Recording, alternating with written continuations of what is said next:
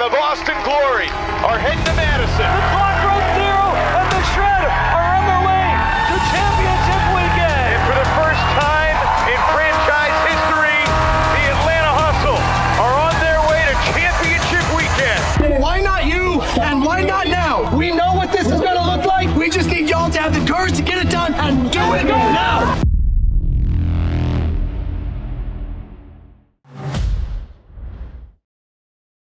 Welcome back. It's Swing Pass. We've got championship weekend on deck. Two scintillating matchups on Friday night. In the first semifinal game, we've got Boston versus Salt Lake. And then in the second prime time on Friday night, Atlanta versus the reigning champion Minnesota Wind Chill. Both those games will be live on Watch UFA TV. Evan, we've reached the end of the road, and I've got to say, these two games coming up, as well as obviously the All-Star game between the WUL and the PUL, as well as the 2025 UFA Championship game, these have to be two of the most anticipated games we've had all season. I know I'm somebody who loves to just kind of stomp on the drum of hyping stuff up, but I am so excited for the stylistic clashes between Boston Salt Lake and Atlanta, Minnesota. Yeah, we're always excited for championship weekend, obviously. You know, we don't really have to talk ourselves into that every year. But No. the two matchups that we have are really tantalizing. I mean, I think that's the right word. I'm really curious what Salt Lake and Boston is going to look like. And I'm curious what Atlanta, Minnesota, round two, under the lights, different location, different intensity, different pressure, than May 30th and week 6 of the regular season is going to look like. So I genuinely believe all four teams could win the championship. With that said, we'll get into both matchups. I definitely am leaning pretty strongly in one direction in both games, I think. But, there's not a ton of conviction in that. It's just kind of as I've ruminated over the past week and a half where I settle. But yeah, I mean, Breese Stevens Field is going to be an awesome venue. The league has put so much work. It's going to look great. The weather hopefully is going to cooperate. Last I checked, it looked fantastic. And, were you the one that gave Madison the nickname the capital city of Ultimate? No, I believe that was Jason Joyce, the Okay. longtime PA announcer for the Madison Radicals. I Well, think it was him. It's a great characterization of how I feel when I go to Madison, because there really is something different about the way you feel walking into Breese Stevens Field compared to any other venue in the league. And there are a lot of really good venues, what Salt Lake has done, what Minnesota has done to build their respective fan bases. Atlanta has built theirs up too, and there's different flavors and moods to every venue, but with how much the city of Madison just seemingly loves Frisbee, that has been showcased year after year after year. I think back to every championship weekend in Madison in the past, 2016, 2018, 2022.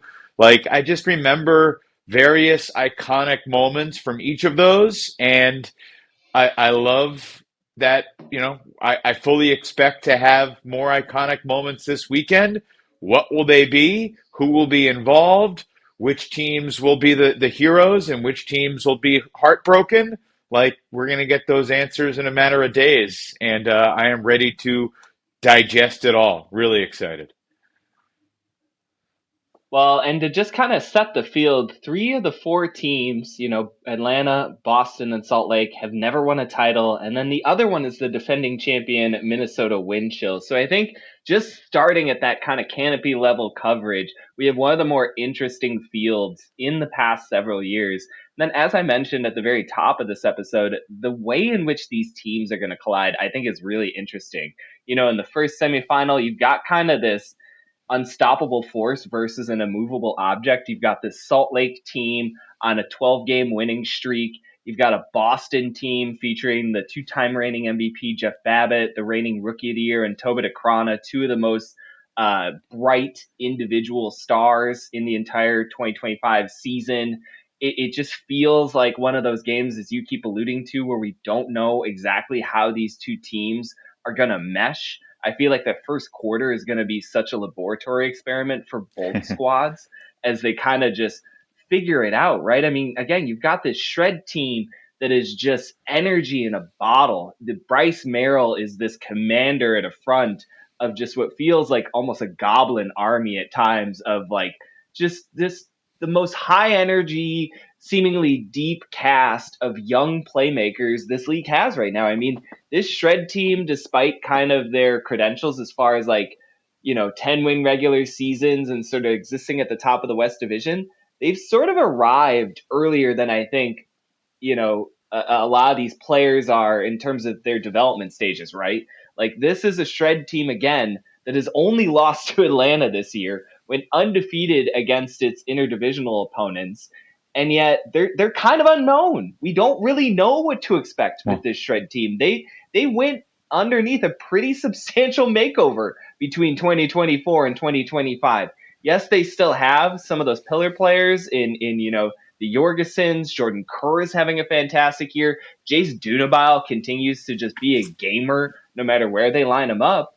And yet, this shred team, I think, still has something to prove. And on the flip side, you've got this Boston team, again, all the individual talent in the world, but they're making their first ever semis appearance. They cleared through the gauntlet that has been the East Division schedule and slate. And yet, without a real interdivisional test this season, they kind of need, I think, a little bit of an adjustment going against the shred team that is going to push them tempo-wise for 4 quarters straight. And again, you have this Boston juggernaut that loves to just slow everything down, make it into this grueling game of who can be the most efficient on the fewest number of possessions. And they have the Salt Lake team just looking to ignite fireworks. This first semifinal game, I think, is going to be a terrific kind of a tempo setter for the entire weekend. So Salt Lake has a good amount of experience playing the best team in the East, right? I mean, they played New York in the finals 2 years ago after they played them in the regular season. They played New York again in the regular season last year. They played DC in the regular season last year. And now they get Boston for the first time. Salt Lake has had some ugly moments against these East Division teams. Now, they also beat DC. They played New York pretty tough in that very first game, the end of the regular season 2 years ago. But I think the big question going into this matchup, I feel like I kind of know what to expect from Salt Lake. Like, they're going to be fast.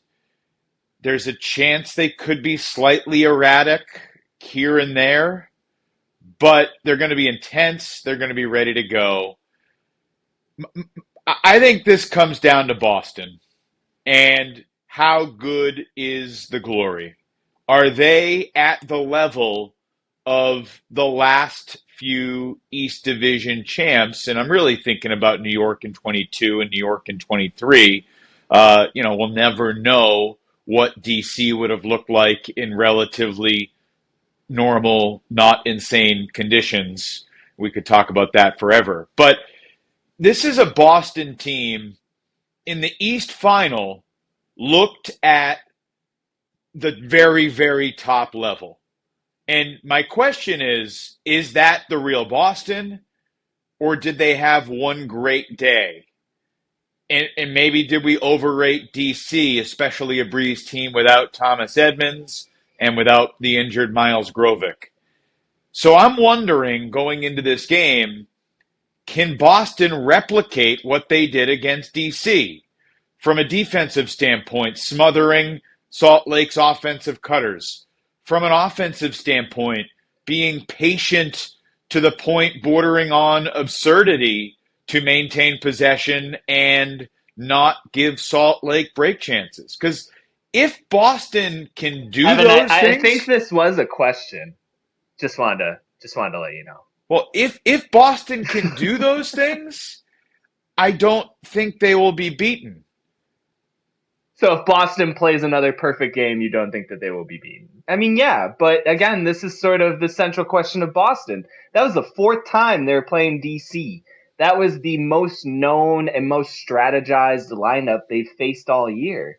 I think against a Salt Lake team that is as well coached, is as experimental as the Shred have been throughout 2025, there's going to be a lot of adjustment. I don't think, Boston's defensive talent and coverage skill is going to be lacking, but the Shred are one of, if not the most explosive team in the league. They showed week one right away with a completely revamped offensive lineup that they can handle a defense the caliber of Atlanta, and I just think Boston, again, for all of the accreditation and deserved praise that they get for clearing the East, what I think we've all anointed the toughest division in the entire league, that deserves a ton of credit.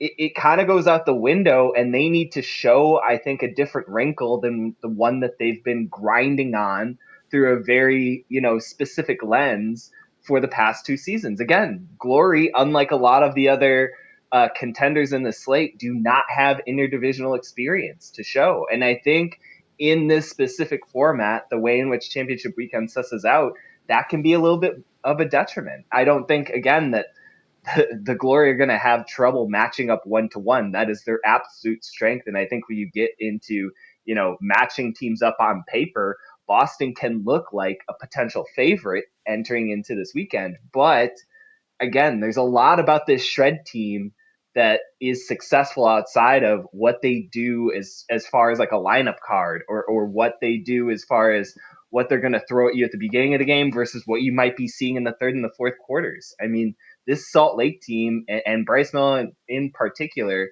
has shown that they have been the best second half adjustment team in the entire UFA. I mean, how many times this season have we seen them go into the locker room at half either with a deficit or even with a lead and come out and just add to it and go into like this almost lightning round in the third quarter? I think that Boston's really going to have to readjust sort of their mental in this game. The East is a lot more, it's a little bit more grueling. It's a little bit more, as you put it, sort of this like too patient, waiting for someone to make a mistake, game of almost possession chicken, whereas Salt Lake's going to come and try and take it from them again and again and again for 4 quarters straight. I want to see what Boston's uber patient offense does when the Shred are trying to lay dynamite sticks in every single reset space. Tony Mungo was pouncing all over resets in the fourth quarter against a very good Oakland offense just over a week ago. Can Boston sustain that kind of pressure? I really want to see that. I mean, I want to see it too. I'm excited to see it. I really like Boston's defensive matchups for the Salt Lake O-line.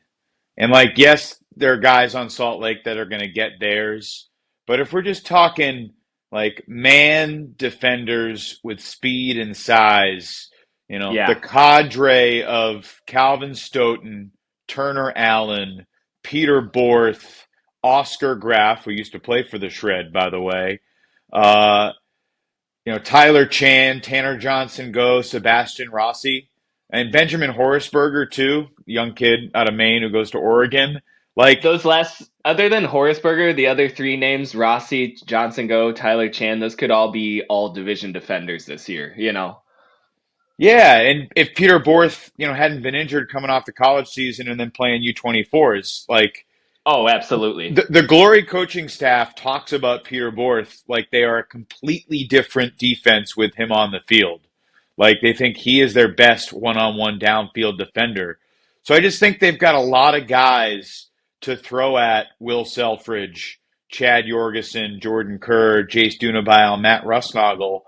And I think, every other D point, Jeff Babbitt's probably out there too, lurking in the shadows for blocks.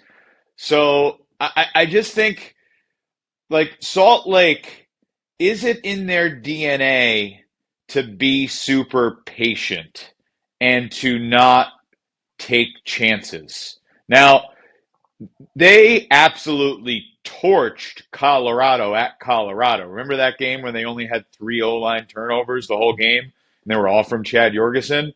And shout out the Summit. I'm wearing their throwback jersey right now because they're no longer the Summit. So this is a collector's item that I got on. That Colorado offense was not the Colorado defense was nothing compared to what this Boston defense will be throwing at Salt Lake. So it's just going to be completely different in that regard. Yeah, and we've said it so many times. Salt Lake's really young. Boston has a lot of young guys too now. But I'm curious how Salt Lake will handle the pressure because I was really excited for that regular season game last year, Salt Lake at New York. And New York wasn't even playing that well. They were a third place team, and they won by 10. And we've seen Salt Lake get mucked up offensively in some of these interdivisional games. We saw it in the championship game a couple years ago. Now, there's a lot of other circumstances that went into that too. But yeah, so obviously you can tell I'm leaning towards Boston. I think they have more margin for error. Yes, if they play a perfect game, they're going to win. But they could play a 12 turnover game, and I still think they could be in a really good position to win. That'd be 5 more giveaways than they had against DC in the East Final. I think the question that I have going into this game is more about Boston's offense.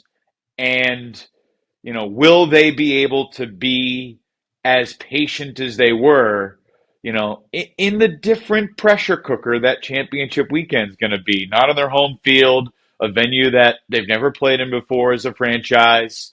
Ben Sadok, Ned Dick, the guys who are going to have the disc a lot, Toba DeCrana.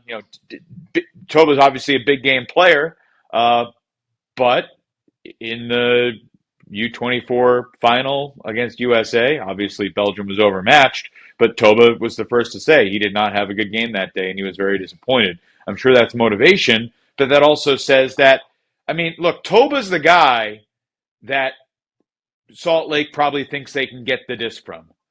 Toba's the guy that will take some chances, and Salt Lake is probably thinking, we're not going to get those from Dick. We're not going to get them from Carapella. We're not going to get them from Yuan. He'll be careful.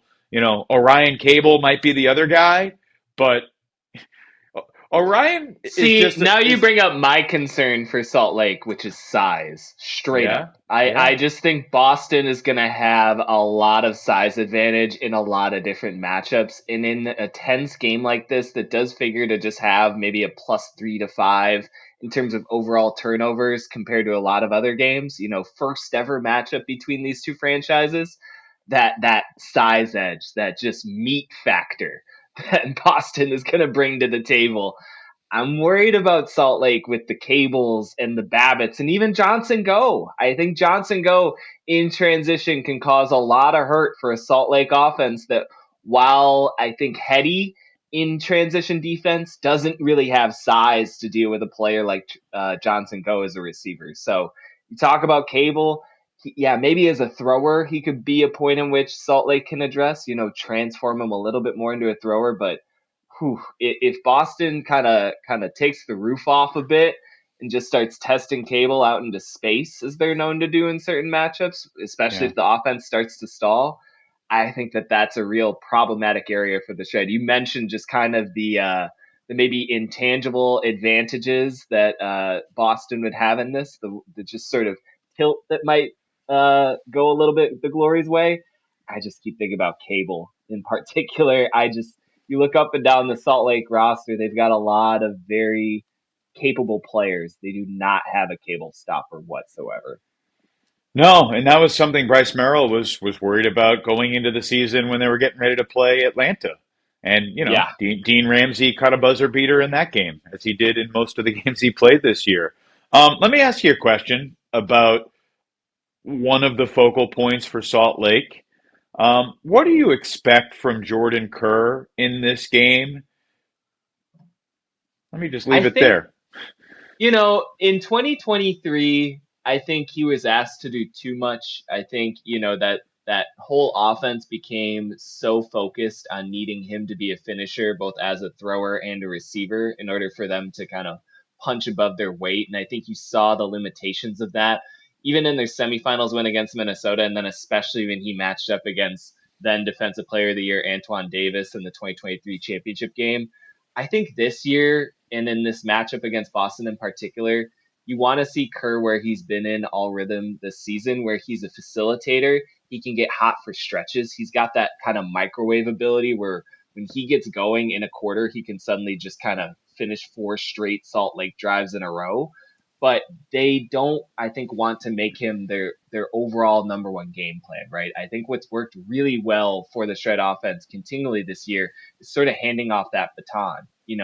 All right, this sort of quarter, Russ Nagel's got his matchup. We need to feed him in the end zone. Next quarter, Dunobile and Kerr got a little bit of something going here. Let's work a 2-man game. Okay, Selfridge is starting to take over in the second half.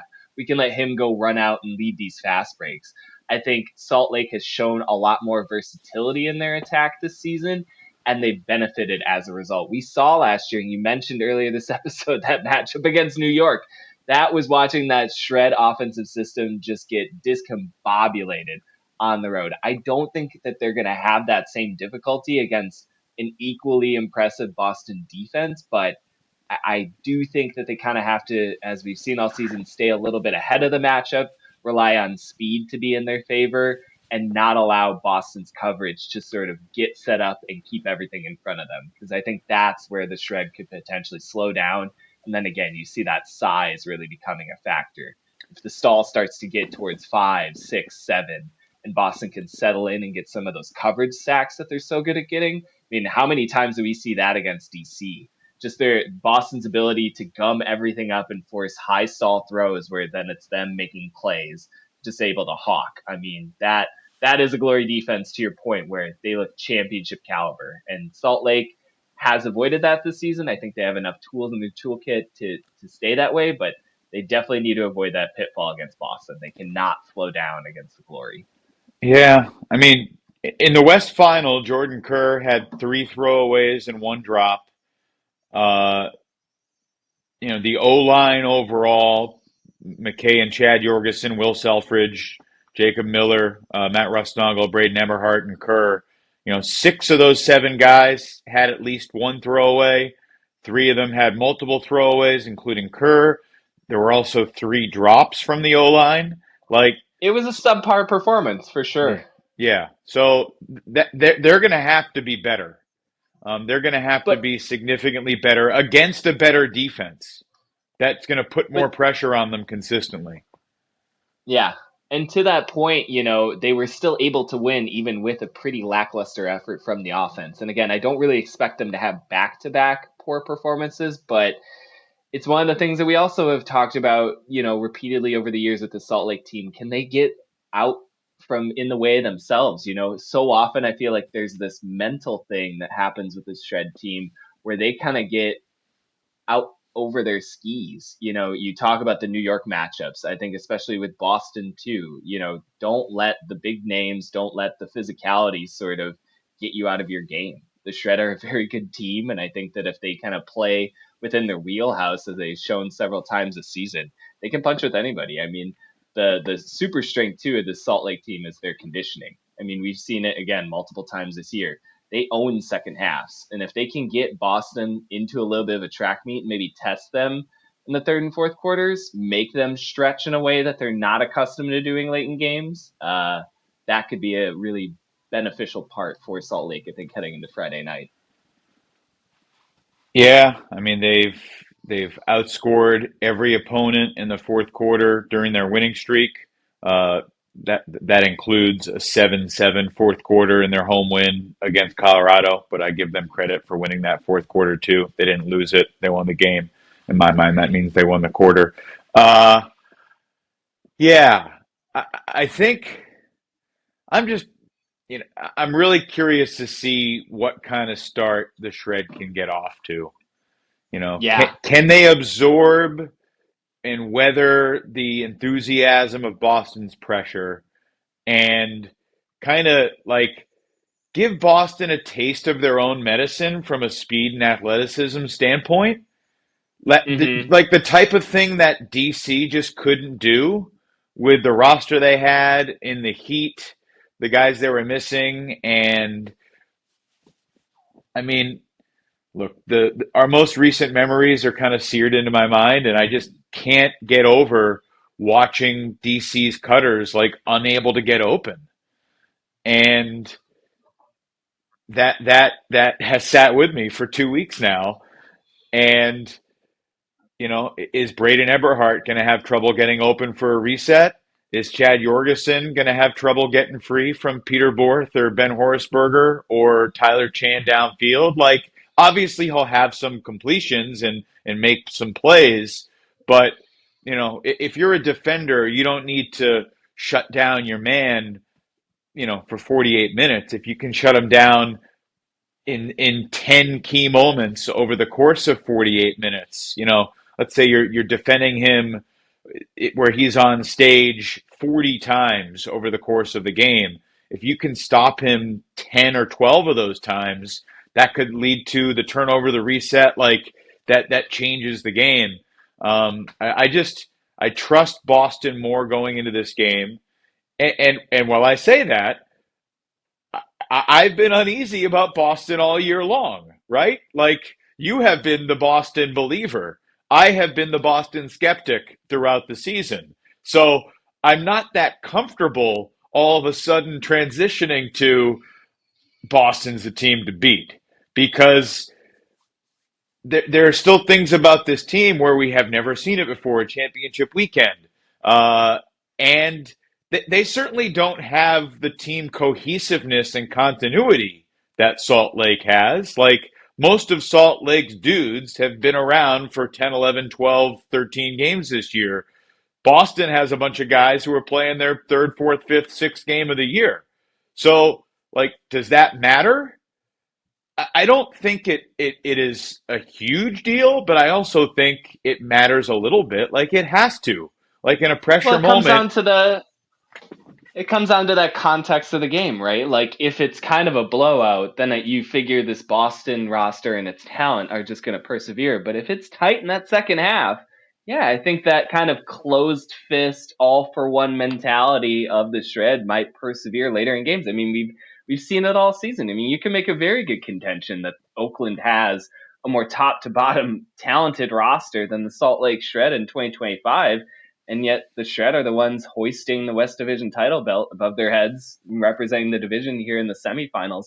I think, to your point, for Salt Lake, it comes down to that fast start. Again, they can't allow Boston just to get out and then just do their boa constrictor sort of thing for the last 3+ quarters. I really think that if Glory get an early lead, it's going to be real hard to wrest it from them. And then along with that, end of quarter scenarios, we talk about, size for this Boston team, also just Babbitt championship weekend, end of quarters. I mean, this guy has made part of his legend just, coming up at the buzzer again and again in these semifinals and finals moments. It happened in 2022 in the championship game, in a game that I think in reflection is actually much closer than that final score would ever indicate between the Empire and Union. I could see something similar in this game, where Salt Lake is sort of lingering there within a goal or three, maybe in the second and third quarters. And if they're not careful, that big man Babbitt just coming up and getting a big goal in the biggest moment of the season for Boston. Boston has kind of been building towards this moment since they signed Babbitt on April 1st, 2024. Not such a big joke to the rest of the league right now, Evan. And, kind of maybe transitioning now to the second semifinal, we've praised Boston for their defense, said again and again, no matter the sport, defense wins championships. Reigning champion Winchell still kind of feel like they've got the best, 10, 12 defenders of anyone in this four game set, or this 4-team set. The Winchell, I think, despite maybe lacking some of the talent of Boston, or I think maybe some of the competitive pedigree that Atlanta has, the wind chill with their scheme, with how the fit works, with just their focus and their individual matchups, I still feel like they have the best D-line at championship weekend. You can make the case. I mean, I think it's a reasonable argument. I think from a track record standpoint, they are certainly the most accomplished D line among the four teams. As to whether you would pick them, over Boston's athleticism or even Atlanta's size and ability to cross over because they got 11 guys on the O line. So, Holzmeyer's going to play a lot of D, and Adam Miller will cross over and play D, and Hayden Austin Nab will cross over too. I think that there's a chance this feels like a Minnesota wind chill home game at Breese Stevens Field, which is weird to say, but you've seen it firsthand. I have too. Minnesota's learned how to play really well at Breese Stevens Field, and it's a little bit of a different stadium than most stadiums in the league. It's kind of enclosed, but there's kind of open at one end more than the other. So there's a little bit of that experience, which I think is meaningful for Minnesota. I also expect a lot of wind chill fans to make the 4 or 5 hour drive from the Twin Cities to the capital city of Ultimate. So I think that will matter. I fully expect the wind chill to do things that'll frustrate Atlanta. As I wrote in the Tuesday toss, like, the most interesting thing about this game is Minnesota's offense, which has been better, but has been far from perfect. And Atlanta's defense, which statistically, they're not creating that many blocks. No. And like that's my biggest thing going into this game. Can Minnesota's offense just be solid? Because if you give the hustle D-line chances, they're excellent at converting chances that they get, but they don't create that many chances. But Minnesota's offense has been easily the most inconsistent of the four teams that are at championship weekend. And while there's the cliche, Adam, defense wins championships, traditionally, the team with the best offense in the UFA has won the title more often than not. So that is kind of why I lean towards Atlanta going into this game, because of Austin Taylor and Adam Miller. And, it's weird that I don't want to go right to Hayden Austin Nab and Brett Holzmeyer because they had bumpy games in the South Final. But I was really impressed with the three additions, right? I mean, we're talking Sean Cannell, Cameron Brock, and Alec Wilson-Holiday. Those three guys have fit in so well, and you just trust them that they are going to make plays, they're going to get open. If they catch the disc in an unenviable position, they will be smart and get it to a reset. They're not going to try to do too much. And that's, what's made kind of Carl Eckwurzel a great, 6th, 7th cutter for this team too. Like, Carl is quirky and a big energy guy and can make big plays in the air. But for a guy whose throwing fundamentals you certainly wouldn't say are pristine, he very rarely gives the disc away. And I just trust this Atlanta offense to be solid and steady more often than not than Minnesota's offense. What do you think about that? I think what's curious, though, is that Minnesota beat Atlanta in their first meeting this year. And what they showed in that was that they had the best defense in the league because what they do so effectively is take the opposing team's best attack option and take it off the field. The wind chill defense did such a good job of transforming these super effective Atlanta offensive supplemental pieces into sort of inefficient wanderers upfield. The Minnesota defense did such a good job of separating the backfield handlers from the downfield motion that makes Atlanta's offense so balanced and effective and successful. And, I think Minnesota is really confident heading into their individual matchups in this game. They've already game planned for this team once this season.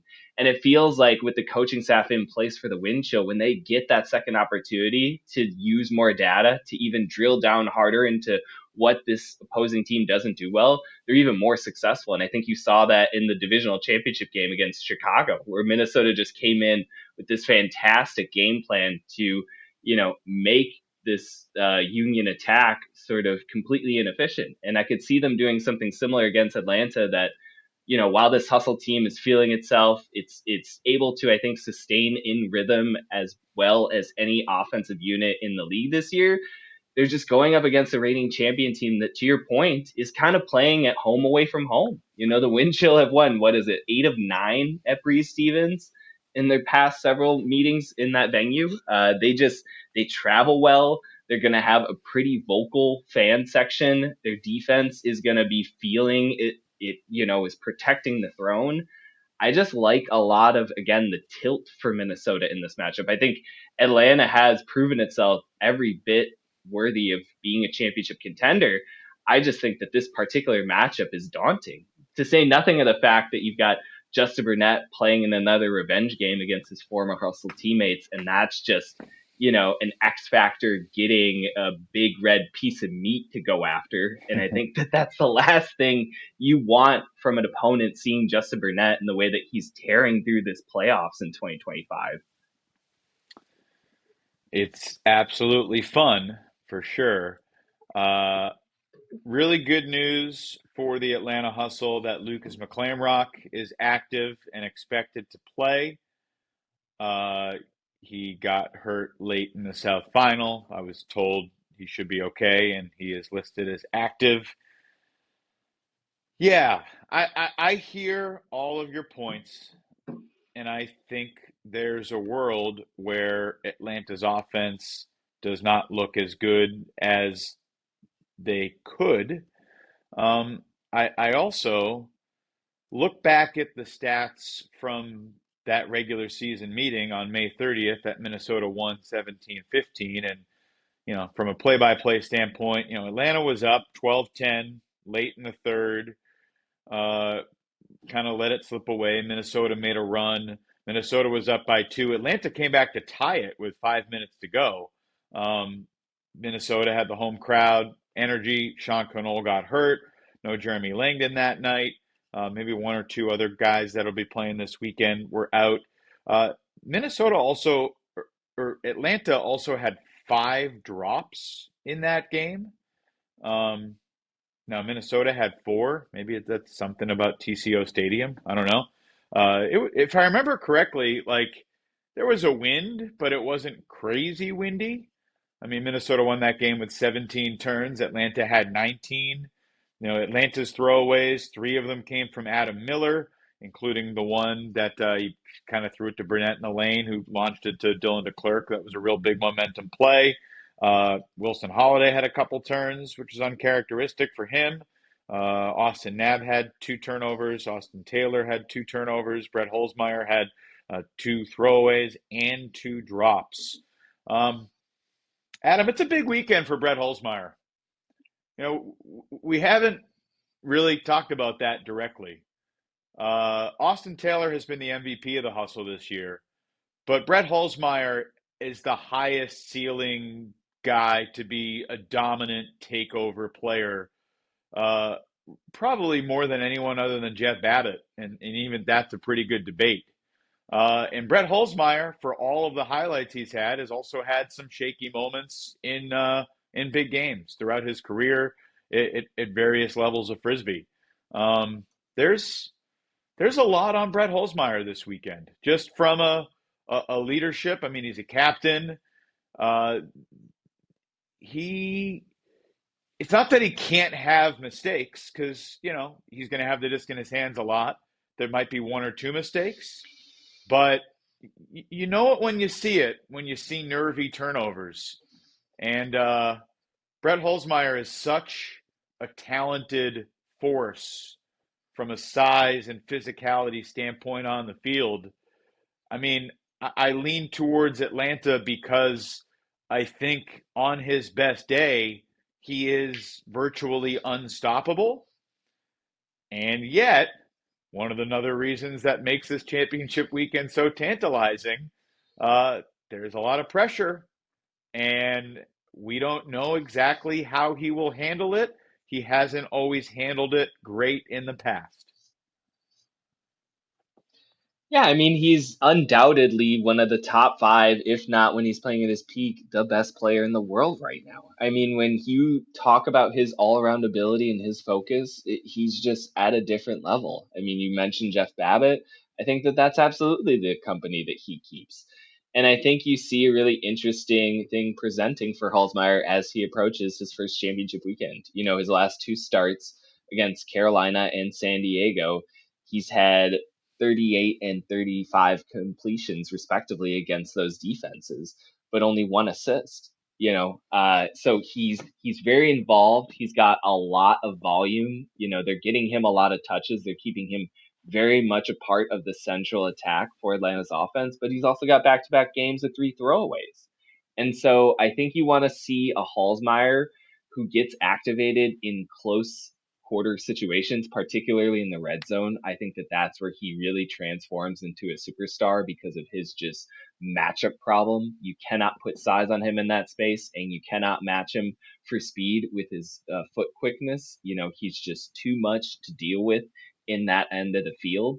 And I think that Atlanta really needs to lean on him and his dual threat capabilities close to the end zone and not rely on him so much to engage some of their transition looks. I know he's got that added range to his throwing ability that he's been adding now for years, but I still think he's most effective when he's just sort of slicing and dicing and staying ahead of whatever, unfortunate defender draws him on the field.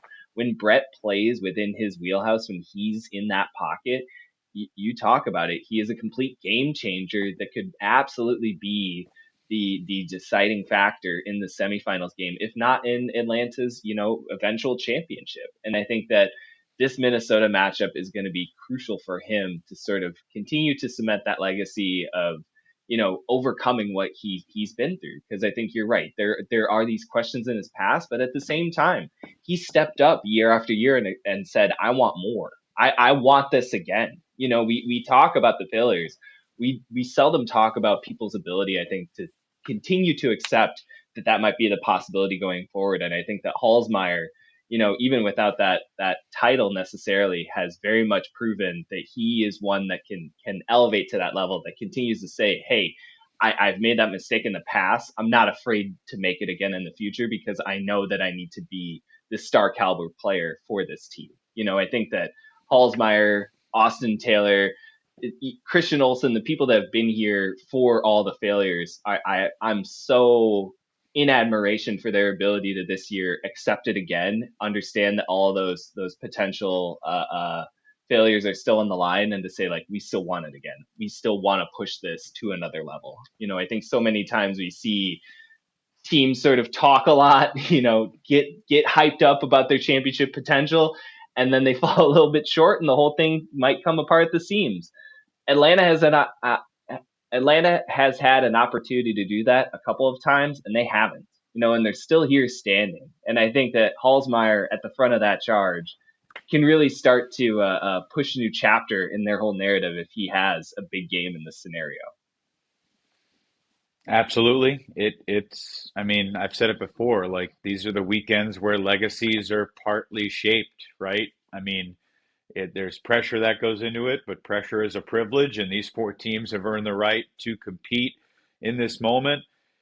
One other thing I wanted to mention about Atlanta, like, yes, it's their first time at championship weekend, and they have a lot of really good young players and a good deep coaching staff. Like, I expect this team to be good for a long time, and half of their 20 active players are in their 30s. Like, this is an older team, especially compared to Minnesota, who has a handful of older guys, but not 10 of their active 20, right? So, like, I don't want to say it's the last chance for Austin Taylor, or it's the last chance for Jakeem Polk, or or Sean or Michael Fairley or Bradley St. Johns, but like it could be the last chance while also being the first chance for many of these guys at championship weekend. So that's just, I think, an interesting dynamic for this Atlanta team. Now, they do not carry themselves like an old team in terms of like, oh yeah, they're not that fast, because team speed is not an issue for the Hustle. They have it up and down the roster. Some of their older guys are some of their fastest guys. Uh, but I do think it's worth mentioning, like, just thinking about the different mindsets that guys are going to have. And I mean, you're right. Minnesota's been here before. They have belief. They're comfortable in I the was gonna stadium. say I wanted to flip the coin over to Minnesota because we talk about Atlanta's legacy and Hallsmeyer and what could be defined with their potential win. What about this wind chill team and potentially going back to back and joining a club that includes New York and Oakland? I mean, again, just thinking back to 1 year ago, let's just transport back 365 days when everyone kind of agreed that they were going to get, kind of dusted up by DC in that semifinals matchup at the 2024 championship weekend. Here we are now a year later. They have another pretty favorable matchup against an opponent they've already beaten this season in a really good Atlanta team. And now there's all these veterans on this Minnesota team looking at potentially a second title on their resume. You talk about guys like Brian Vanuka, Josh Klain, Matt Rader. These are guys that are starting to crop up on all-time league leader boards and stats and everything else. What would a second title mean to their resume and what we think about them as competitors? To say nothing of, Justin Burnett now with this team in his first year in 2025, James Pollard too, potentially getting their first titles. Some of the young guys, Will Brandt, Gordon Larson, Thomas Shope even, adding a second title to their resumes. A veteran that I forgot a second ago, Dylan DeClerc, his extensive all defense selections throughout the years, getting a second title to his resume, and what we kind of think of him as a historic, defender in the UFA. I just think that Minnesota, we talk about all the added desires that Atlanta has for their first title. I think Minnesota has just as much, if not more, on their side of the ball, where there's this litany of dudes who are looking to add and build. How about Tristan Vandy Montreal? Somebody who has just been coming on stronger and stronger, it feels like, in each season with the wind chill. Not a newcomer at all to this league, and yet he adds a second title. You think about his 2016 title in college with Minnesota, just the kind of winners that you talk about in the Minnesota Ultimate Circuit. I mean, Windchill got a lot riding this weekend too. They sure do. It's a really good point. It probably is something that we have not talked about enough. I think, I mean, if Minnesota were to beat Atlanta and then beat whoever survived out of Boston or Salt Lake, I mean, the wind chill, I think, would be an underdog against either of those teams. They already lost at Salt Lake. They would definitely be an underdog against Boston. It would be, man, I don't even have the words to describe it. In some ways, if Minnesota wins again, like, the wind is not going to be the deciding factor this weekend. Knock on wood.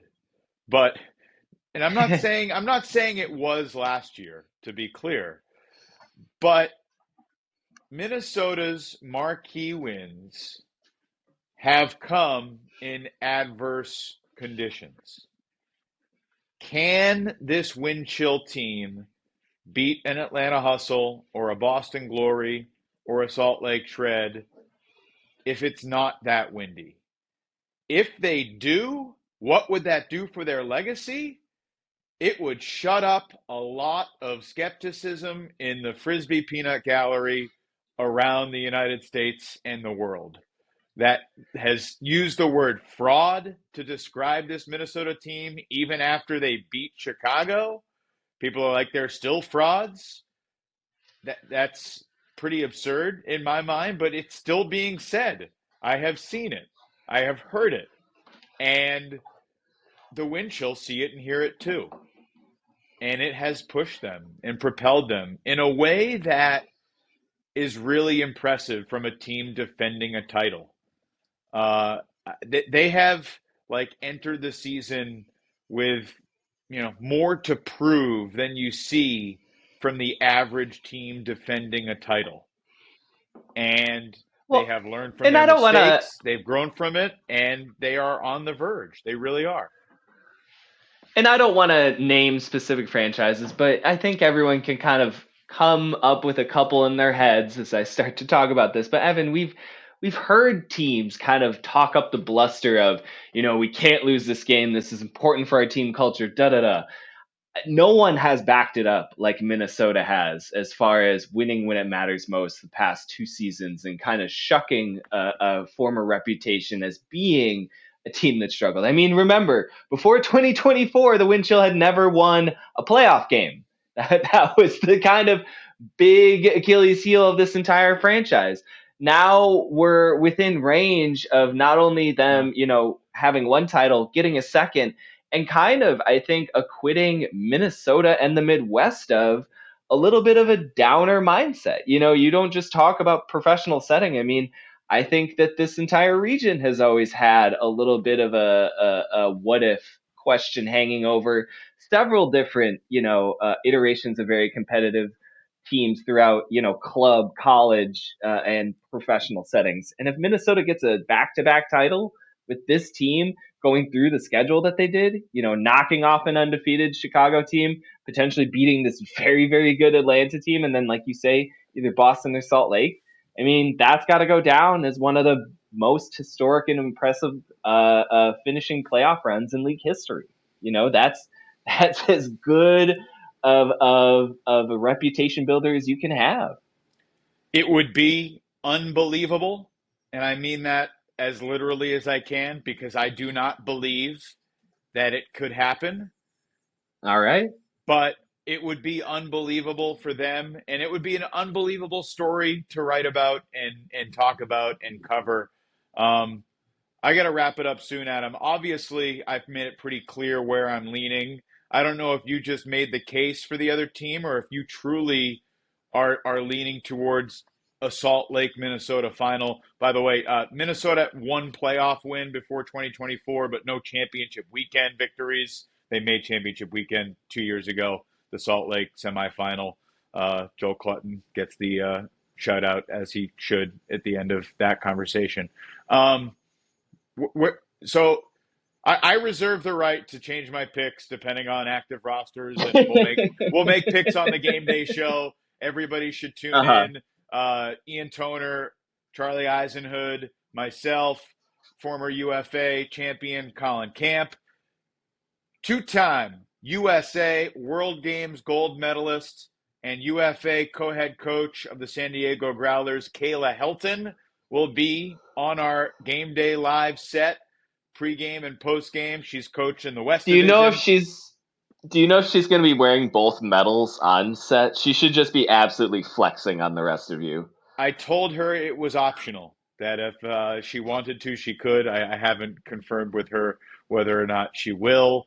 Yeah, man, we could do another hour-long podcast about the World Games and USA's crazy win over Canada. But suffice to say, Kayla was maybe the best player on that USA team. She was just so good. So I'm really excited to share the stage with her and get her perspective and welcome her onto our broadcast team. We'll be on the air an hour before the semis and then an hour before the finals. It's going to be an unbelievable weekend. And I've just been buying you time, Adam Ruffner.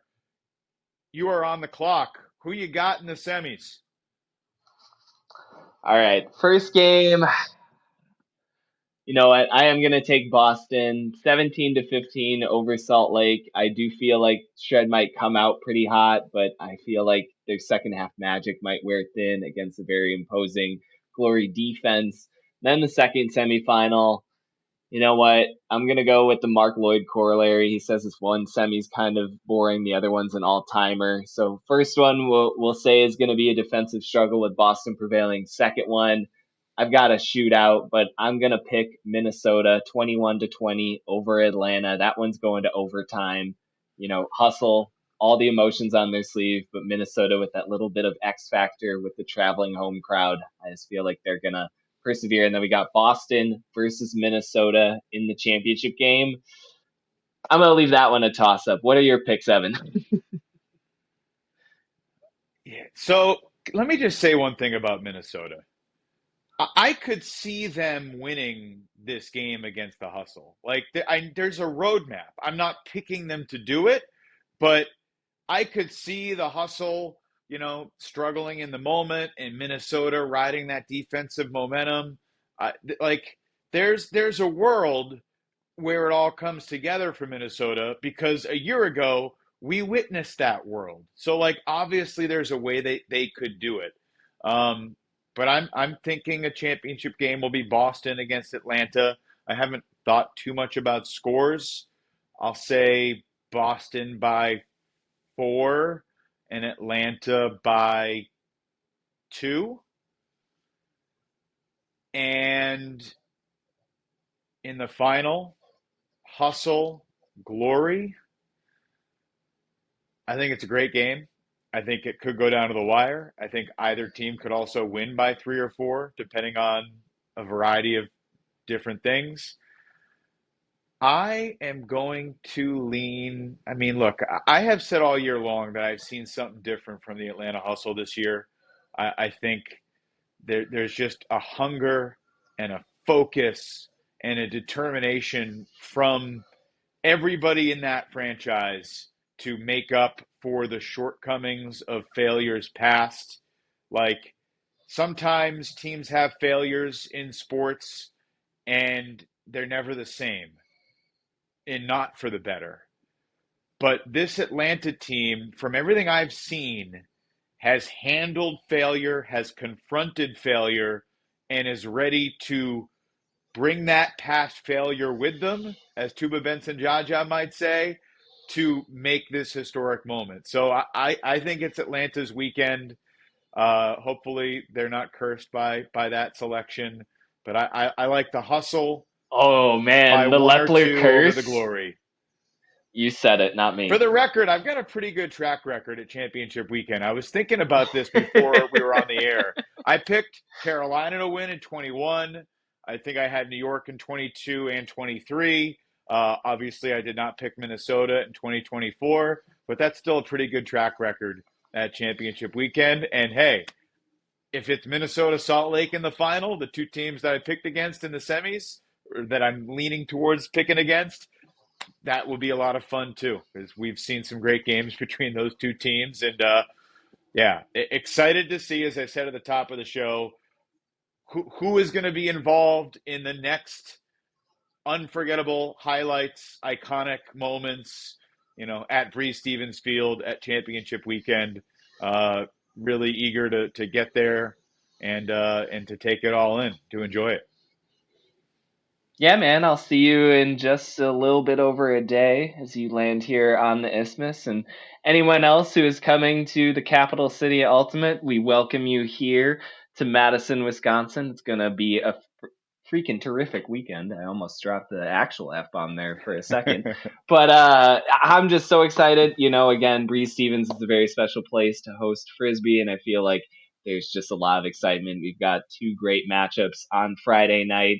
Again, both those games will be broadcast live on Watch UFA TV. And then on Saturday, we got another set of 2 games. First in the afternoon at 5 p.m. Eastern, the WUL versus PUL first ever All-Star game. You're going to want to tune into that. Kayla Helton will also be playing in that game, so definitely a headliner there, as well as former Madison star Robin Fennig. She'll be a part of the All-Star game as well. You'll want to tune in for those 2 headliners, as well as a slate of some of the best stars from both the WUL and the PUL. And then on Saturday night, in prime time at 7 p.m. Eastern. Just got to double check, right? It's Eastern. I'm all mixed up. 7 Central, 8 Eastern championship game. 8 Eastern. Yeah. Thank you. The 2025 UFA championship game, that'll be broadcast live and free on the UFA YouTube channel. Evan will be calling all 3 of the UFA games this weekend. Be sure to tune in for all of the action. That'll do it for this episode of Swing Pass, but we will be back soon to recap all of the excitement. Thank you for listening. That'll do it for here and now, but remember, Frisbee forever. Bye.